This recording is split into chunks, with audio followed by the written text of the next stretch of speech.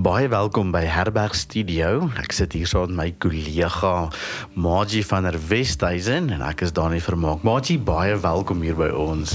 Dankie Dani. Dis my lekker dat ek vanoggend saam met jou kan gesels of kan luister na jou geloofstorie. So vertel ons 'n bietjie van jou eie geloofstorie. Wel Dani, ek kan dalk begin om te sê ek het groot geword in die Oos-Kaap. En in die Oos-Kaap of in die platteland veral is die alles wat om die dorp gebeur of in die dorp gebeur baie keer rondom die kerk. So van jongs af het ek groot geword met 'n liefde vir 'n gemeente en alles wat gebeur by 'n gemeente. Kerskonsert waar jy soos 'n engeltjie moet aantrek tot by 'n bazaar en kuier ensovoorts. So van kleins af het ons gereeld kerk toe gegaan en ek was baie lief vir alles wat rondom die kerk gebeur het. Maar toe ek in standaard 5 was, toe woon ons nog daar op Allewal Noord en die een dag het 'n vriendin van my by my kom kuier en op daai stadium het hulle begin om na 'n ander kerk toe te gaan. Ek weet tot vandag toe nou nie waar dit was nie. Ek weet dit was nie naby ons dorp nie. Ja. En sy het teruggekom en sy het die aand by my kom oorslaap en sy het al hierdie ek wil nie sê dokumente nie, maar traktaatjies en sulke tipe goeders gehad wat sy vir my gewys het en saamgebring het van hierdie kerk. Maar dit was goed wat my ongelooflik bang gemaak het. Dit was goed soos as jy doodgaan, hoe lyk dit in die hel? En dit was eintlik uit vrees uit. Of dit het vir my so gevoel dat jy 'n Christen moet word, want jy wil net nie by daai plek uitkom nie. En ek onthou die aand of die volgende aand toe sy nou nie meer daar is nie, het ek van hierdie goed gekyk wat sy daar gelos het en ek onthou ek het op my knieë by my bed gaan sit en ek het net gebid en net gesê, Here, ek glo aan U, ek beloof ek glo aan U en ek wil vir altyd by U wees. Ja. En daar is soos 'n baie pertinente oomblik wat ek onthou, wat ek van daar af gesê het, maar ek neem my geloof ernstig. Ek wil self Bybel lees, ek wil self bid. So dit is 'n baie prominente oomblik in my lewe.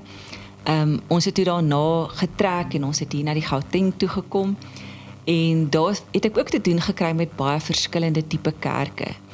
Maar elke keer het dit my gelei na 'n verdieping in my geloof waar ek besef het ek hoef nie 'n klomp goed te doen of 'n klomp goed reg te kry dat die Here vir my lief is en die Here is vir my lief net soos wat ek is. En ek wil sê my hele hoërskool het ek regtig waar 'n verdieping in my geloof beleef. Ek het gesmag daarna om net meer en meer van die Here te leer en Bybel te lees en baie betrokke gewees by die kerk en die CSV ensovoorts. Nou dit gebeur het jy nou, ek het nog vertel dat jy altyd lief is vir die kerk en van jongs af reg diep glo. En eintlik in hierdie verhouding gegroei het, nou, van 'n vrees na 'n liefde toe vir God en ek kan dit sien in jou lewe elke dag. Hoe het gebeur dat jy gaan teologie swat het? So ek moet sê hier rondom standaard 8, 9 het, soos ek sê, ek was betrokke by die CSV, maar op daai stadium was ek nou 'n groepleier gewees en ek was baie betrokke by my gemeente ook daar in NG Doringkloof. En so ek het definitief 'n liefde vir die kerk gehad, soos wat ek gesê het. En in daai tyd het ek ook diep bewus gewees, soos nog steeds dat ek baie lief is vir die Here. So daai is iets wat ek meer en meer bewus van geraak het. En in daai tyd is dit ook die tyd wanneer jy nou moet vakke kies en besluit wat jy gaan doen eendag.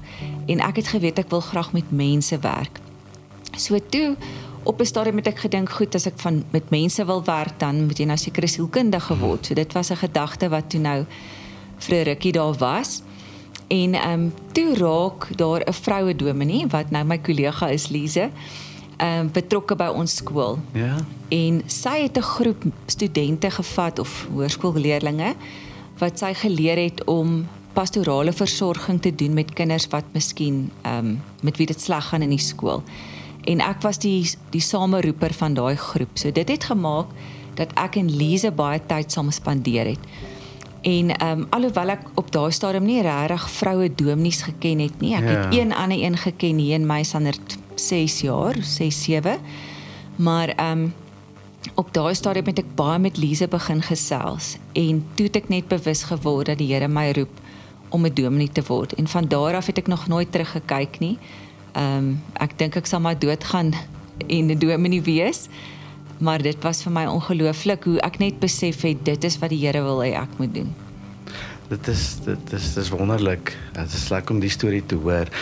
Nou, ek wil by jou sommer net hoor in 'n nete dop. Mense wonder altyd, maar wat het dalk 'n groot geestelike invloede op jou lewe gehad? Jy het vertel van die maatjie wat jy gehad het, jy het vertel van die oomblik wat jy langs jou bed gehad het, wat jy tot vandag toe nog kan onthou.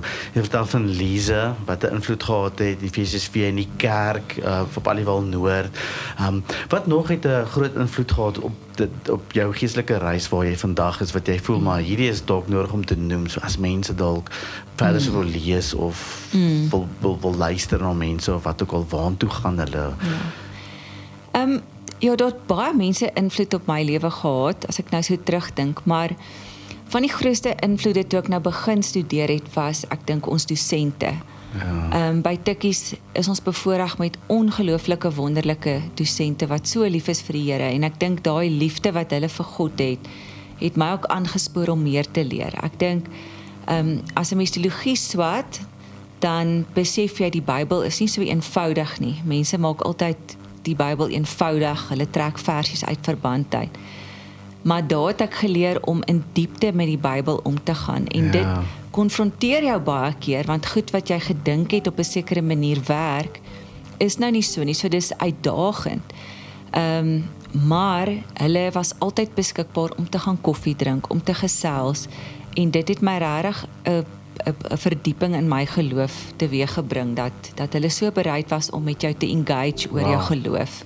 Maar op 'n diep vlak, nie op 'n oppervlakkige manier nie. Ja.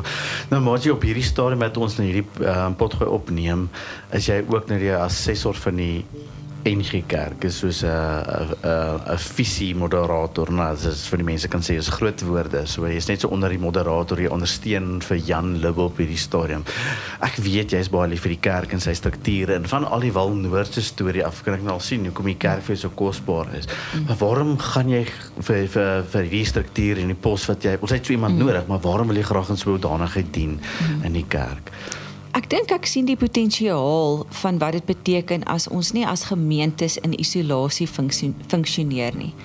So as ons die waarde sien in hierdie struktuur of netwerk, dan glo ek kan ons baie meer verrig. En my hoop is, en dis hoekom ek dalk ook betrokke is dat gemeente sal besef, ons is beter wanneer ons saamwerk, as ons bronne deel, as ons mekaar inspireer, en so kan ons 'n groter verskil maak. En my belewenis oor die jare is dat te veel gemeentes wil hulle eie koninkryke bou, of dominees ook partykeer.